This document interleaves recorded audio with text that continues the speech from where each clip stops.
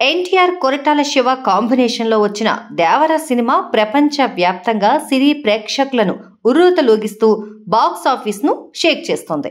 ఈ నేపథ్యంలో ఈ చిత్రం సాధిస్తోన్న వసూళ్లు, దాని వెనుక ఉన్న భారీ బడ్జెట్, నటీనటుల పారితోషికాల గురించి సోషల్ మీడియాలో జోరుగా చర్చ జరుగుతుంది. దేవర సినిమాను దాదాపు 300 కోట్ల భారీ బడ్జెట్తో తెరకెక్కించారు. ప్రధాన నటుడు ఎన్టీఆర్ 60 కోట్లు, జాన్వీ కపూర్ 5 కోట్లు, సైఫ్ అలీ ఖాన్ 10 కోట్లు, ప్రకాష్ రాజ్ 1.5 కోట్లు ఈ సినిమాకి గాను పారితోషికంగా పుచ్చుకున్నారట. మిగతా నటీనటులు, సాంకేతిక నిపుణులకు కూడా భారీగా ఇచ్చినట్టు ప్రచారం జరుగుతుంది. మొత్తంగా బడ్జెట్లో 26% వరకు నటీనటులు, సాంకేతిక నిపుణులకు వెచ్చించినట్లు తెలుస్తోంది.